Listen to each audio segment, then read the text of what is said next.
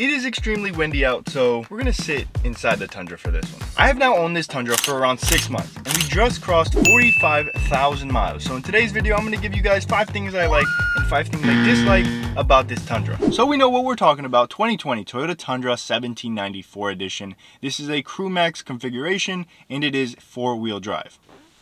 All right, so we'll start off with my first like. The first thing I like about this truck, and I think my favorite thing about this truck, is the build quality on this thing is insane.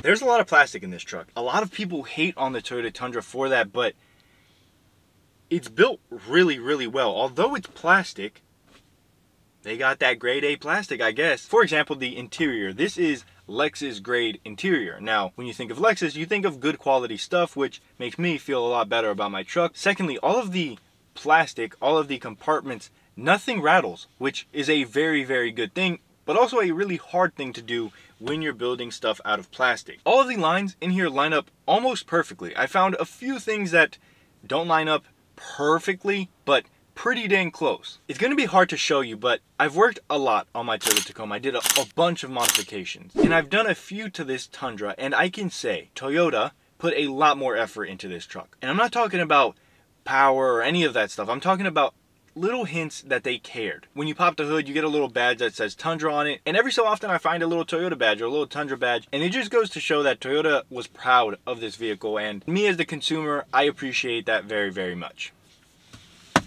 Alrighty, now for a negative. It's not a quiet truck. I'm not talking about my exhaust, because that sounds pretty dang good, but there is a bunch of weird noises that come from the engine. And I say weird noises, but they're not weird if you know what they are. When you're going from 5 to 7 miles an hour, when you first turn on the truck, there's a clunk.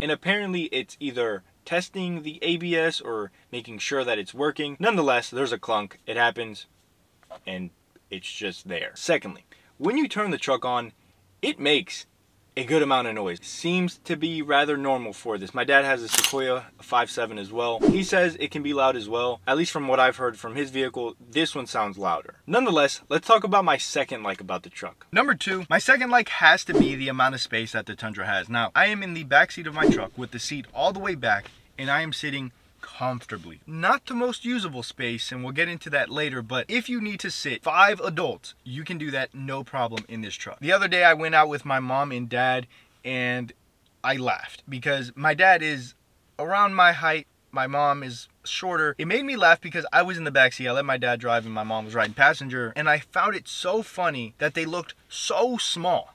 First off, I was so far away from them.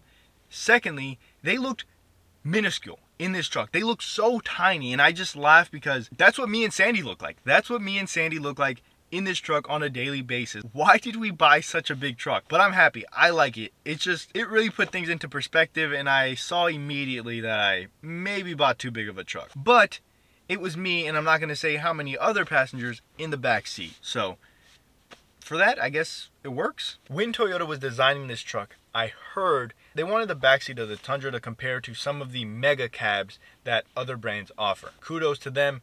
This is as big as I think any normal person would need. It's so comfortable back here. I know I have to move on to my next dislike, but man, oh man, it feels good back here.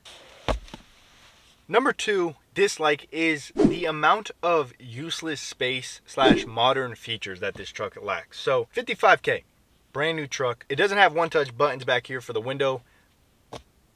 Sucks. Mostly because I know they can do it because a $20,000 Corolla can do it, so bummer. I mean, it is what it is. No cup holders. Like, there's cup holders here, but when you have a party of 3 back here, the cup holders are only in the door. And I don't know about you, but if you're in the back seat of a vehicle, are you going to be wanting to ask the dude beside you, like, hey, pass me my drink? And if they have a drink, where are they going to put their drink? Also, the gas cap. It may not seem like a big deal to you, or it may. Don't get me wrong, I live in a good neighborhood, but when I go out, maybe not so much. Having a locking gas cap would make me feel a lot better. Salt, sugar, anything goes down there and you're done. Again, something they do in every vehicle since like the 90s. My 2015 Corolla has it. You can't open it from the outside, you have to open it from the inside, which I don't know why they don't do it, but they don't. The power that this 5.7 has is so good. I will be honest, most of the pedal is dead. There is a huge portion of the pedal where you're just kind of flooring it and the truck is making a lot of noise and you're not really moving anywhere. If you're going 60 miles an hour, put the foot down and get in between 3,000 to 4,000 RPMs and this puppy moves until around 80 miles an hour, and then you're back in the dead pedal zone, which I'm fine with. Listen, 70 miles an hour, anything over 70 in my state, you get reckless driving. So the last thing I want is reckless driving in a full-size pickup truck, but also you're moving around 6,000 pounds. Almost, not exactly, but almost. Being able to move pretty swiftly up to around 80 miles an hour is a good thing in my book. Coming from a Tacoma and a Corolla, the power in this feels like an absolute beast. But in the rest of the world, you are getting dusted. Now, I don't know about you, but me, I am signed up for my weekend racing club where I take this out and I race. And I get beat by absolute everything. Anything and everything that has 4 tires, it may not even need 4, it can just have 1, and I'll get dusted. It has a lot of power, but don't expect it to be beating anything. It is enough power to move this vehicle very easily. And the thing I like about this is, it's going to do it over and over and over again. And that's what I wanted, a reliable beast. The lack of aftermarket support on this Tundra. Now, I come from a Toyota Tacoma where if you wanted a different color Toyota emblem, unlimited sources. Not just one person that provides unlimited, but like an unlimited amount of provider. The Tundra is not that way. You maybe have like 2 or 3 companies, and if you don't like the products that they're putting out, what you gonna do? For example, I've ordered 3 sets of ditch light brackets from 3 different manufacturers. I think they all came from the same place, and they all are trash. I have to adjust them, bend them, do something to them for them to actually work. So the quest continues, but other than that, the amount of suspension that you may find, the bed racks, the roof racks, bed covers, there's a bunch of things that you don't find that, you know, would be nice, which sucks. This truck has been out for so long, I would have thought people jumped on the modification bandwagon a lot sooner, but even on YouTube, you maybe will find 5 YouTube channels with a modified Toyota Tundra, so it is what it is. And if they are modified, they are all probably running similar setups. So my 4th like, and I get that I just disliked this, the amount of features that you get in this truck are money. I think the most amount of features I'd want out of a vehicle, especially because I know this vehicle will be able to provide these features for a very long time. Let me explain. I got a sunroof. I got heated and ventilated seats. The rear window goes all the way down. I got adjusting headlights, and I also got this button that folds my mirrors in. Didn't know I needed that, but it's pretty sweet. If you compare this to, like, I don't know, a top-of-the-line Mazda, we're outdated. We are left behind, but I know all of this stuff will work forever. If you're coming from like a Ram, a Chevy, a Ford, anything that's not Toyota, this truck is outdated for the most part. My 4th dislike, and this one I'm honestly upset about, the grab handle. Why? Safety, maybe, like if it was a projectile came right at your face, I could understand that. I'm going to install this, and if I have an accident, hopefully not, and it does projectile towards me face, I will report back to you guys and let you know. Don't do it. But it causes a different problem. Getting in and out of this truck is extremely awkward. The side steps that came on this truck are almost like you're trying to go on a tightrope. They're super narrow, and I don't know why Toyota even offers these, but they do. Either way, you're ruining your seat. Getting in and out, there's really no comfortable way unless you're maybe, I don't know, 10 feet tall and you're able just to like open your leg and touch the ground immediately. Not me. I'm around 5'10" again. 5'9". And getting in and out is awkward.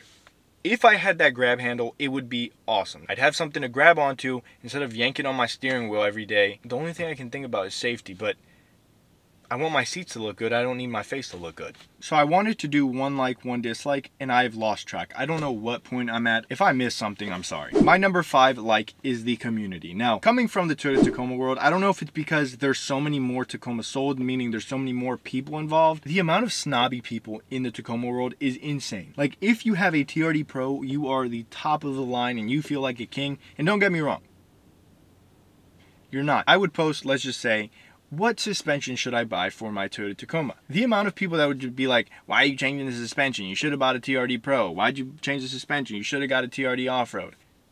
That's not my question. I just want to know what suspension you run. Whether it's a TRD Pro or an SR, the suspension can be changed to whatever the liking may be. Okay, you may be able to tell I'm a little bit offended. In the Tundra community, TRD Pro, Platinum, 1794, no matter what, every trim owner seems to like something about the other trim. Maybe it's just a more mature audience and everyone just helps. Even if you don't know how to set up your four-wheel drive, people are willing to help. So that's just one of the things I like. The Tundra group is phenomenal. Out of everything, I think this is probably my biggest dislike of this truck. The bed is just that. There is nothing going on back there. There's no little cubbies, there's no power, there's no lights. First world problem, I understand, but I would like a light or two back there. 2 theories, that's 4. 2 theories, they know that those things cause problems and they didn't want to run the risk on the Tundra. Secondly, they were being lazy, but I don't think Toyota's lazy. My review of my Toyota Tundra after 45,000 miles and 6 months of ownership.